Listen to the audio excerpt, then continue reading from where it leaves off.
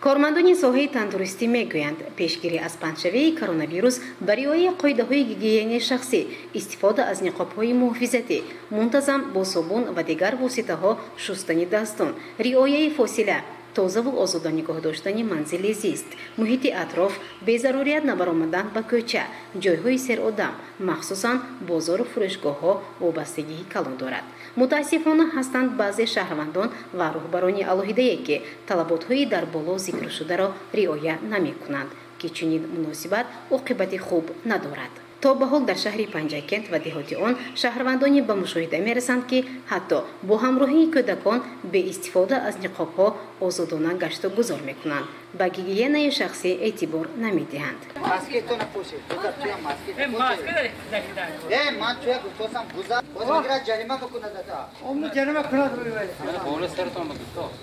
مشاهده های نشان دادند که بعضی رهبران، صاحبکاران و تاجران جهت پیشگیری از پنجشنبه بیماری کووید 19 تدبیرهای ضروری ناندیشیدند که این خوف کلان دارد. همدیاران عزیز، چطوری به همگان معلوم است امروزها زیاده از 206 مملکت دنیا را بیماری سرایتی کرونا کووید 19 به تشویش آورده است و متاسفانه این بیماری سرایتی کرونا کووید 19 در تاجیکستان عزیز ما نیز به قید گرفته شده است و برای پیشگیری نمودن این بیماری سرایتی از طرف حکومت جمهوری تاجیکستان تدبیرهای سودمند راه اندازی می‌گردد و همچنین در شهر پنجکент در مقامات اجرایی حکومت دولتی شهر پنجکent نیز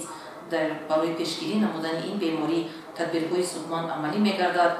و تحت رهبری رئیس شهر محترم شفیعیان اسلام زیازاده ستاد دائم و عمل کننده فعالیت دارد و ستاد هر هفته 2-3 مرتبه جلسه کاری خود را برگزار می نماید. در جلسه کاری از طرف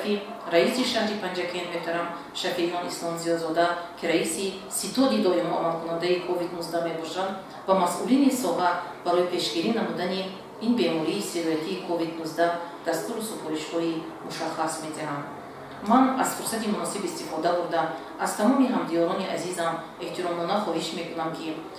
بیهوده و بهوده به کوچه نگردند، به گیگیین شخصی خود رعایت نمایند، به نقاب به کوچه نبرایند و همچنین باید قید نمود که با قرار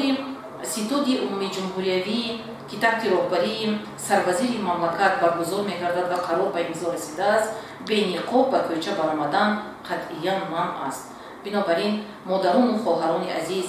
با اهل عائله خود احترامانه خواهش میکنم که اهل عائله خود را احتیاط کنید، بیهوده و بهوده به کوچه نگردند، فرزندان خردسال خود را نمانید که به کوچه گردند، در خانه نشسته به کتابخوانی مشغول شوند، زیرا بزرگان گفتند که سلامتی هر یک انسان به دست خود اوست. باید در اساس سفارش رئیس شهر پنجکent، رئیس ستاد شهری در درآمدگاه تشکیلات و کارخانه‌ها، بازارها، جایهای مخصوص با تأمین صابون‌های مایع، جهت شستشوی دستان و دیگر واسطه‌های بی‌ضررگردانی تشکیل کرده شود. کارمندان تلویزیونی سیما اجرای این سفارش‌ها را پیگیری می‌نمایند و گزارش‌ها آماده خواهند کرد. یادرس می‌شویم که این نوارها از جماعت‌های دهاتی سوجینه و لایق شیرالی به نوار گرفته شدند. گزارش معین ساعت مولای و شاه حسین صالحов برای برنامه اطلاعاتی پیغام.